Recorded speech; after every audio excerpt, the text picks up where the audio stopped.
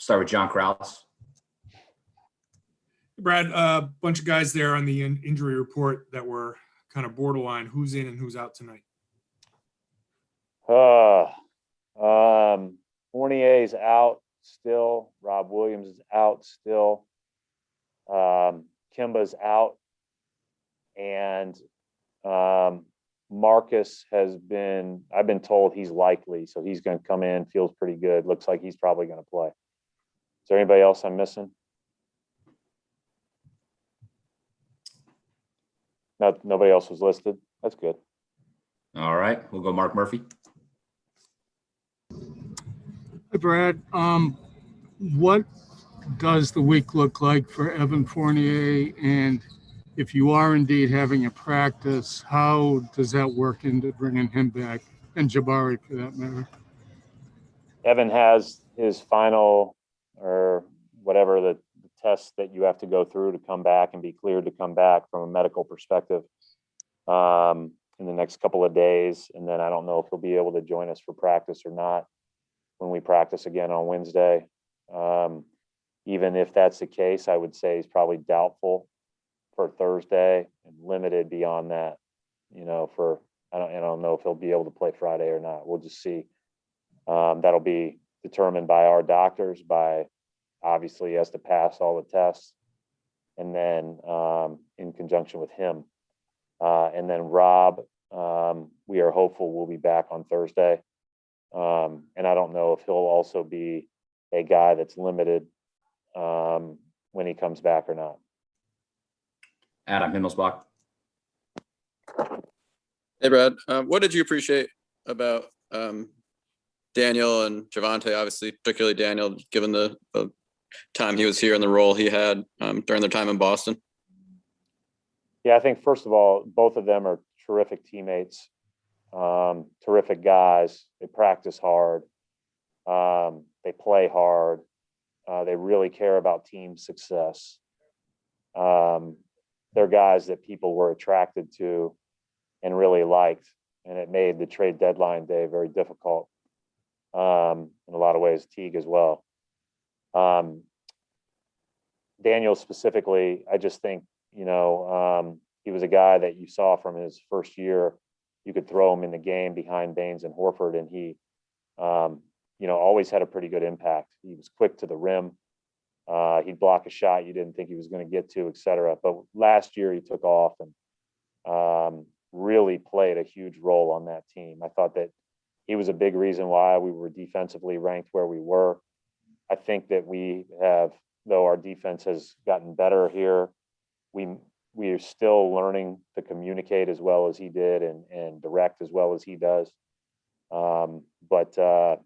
He's a guy we miss, but I'm happy for him. He's playing really well there. He's playing some 4 with Vucevic, started the last few games, and also playing some 5 when Vucevic goes to the bench. So he's a very versatile player who cares about winning. So it's like he's a guy that you want on your team, and I'm happy for him and happy for them. Chuck Swirsky. Coach, good evening. I do the radio play-by-play for the Bulls, so thank you very much. Obviously, Jabari is from Chicago, as you know, great high school player here.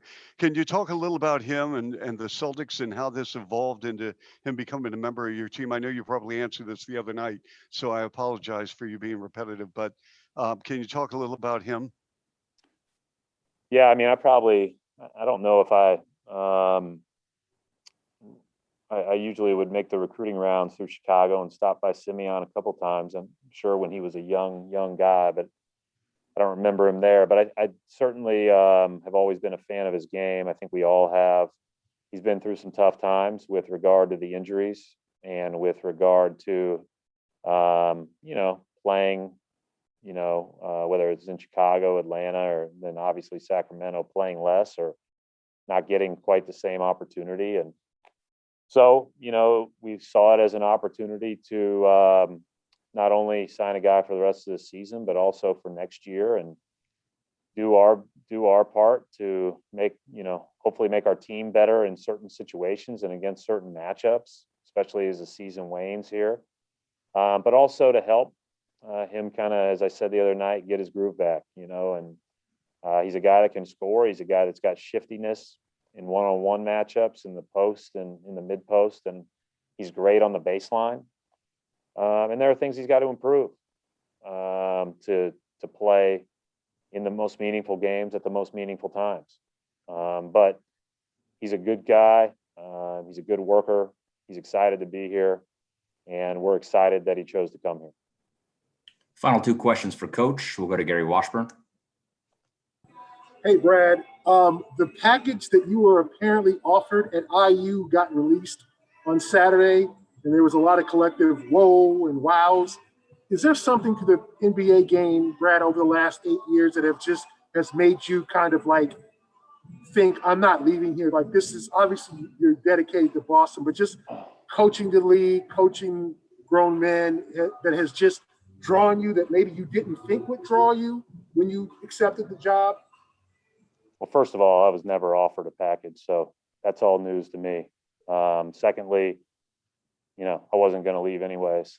And the reason being is because this place, regardless if it was a pro organization or a college, has been so good to our family, so good to me. And we owe them, especially in the middle of it at the time, a very trying season, that is, right in the middle of a pandemic. We owe them to stay the course. And so, I don't know how long I'm going to coach. I don't know how long I'm going to, coach in the NBA. I don't know how long they'll want me to coach in the NBA. Don't know what I'll do after that. Maybe I'll figure out something new. But right now, I am, I'm thrilled and to be the Celtics head coach. And it is a great challenge and a great responsibility. And so, try to minimize all the distractions around that. But, I was never offered that. So I don't know where that came from. Final question, Tradar. And Brad, along those challenges you're referring to, there's been so much change you guys have had to deal with throughout this year. You still don't have your full complement of players on the roster. Still managed to win 8 of 9 right now in this stretch. Is there anything you could point to that you feel has separated this run maybe to other points of adversity this year? I said this the other day. I just think we've stayed together. I think it's so easy with the expectations on the outside and with, guys struggling, guys being sick, the COVID illnesses, the injuries to pull apart. And there has never been any of that.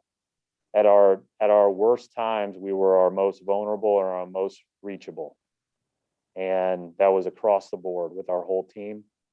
And I think that's why we're where we are, where we're playing a little bit better here. Now, we have 15 games left. We're not, we'll see how we're playing whenever the season ends, and we'll see how we end up. But I don't expect this team to pull apart. I've seen it get pretty low and not pull apart. And that's really encouraging. And so I believe that, if we can get healthy and we can continue just maintaining this kind of attitude, that we could be a nuisance when it's all said and done. I don't know what that means, but it could be interesting at least. All right, we'll wrap it up right there. Thanks, Coach.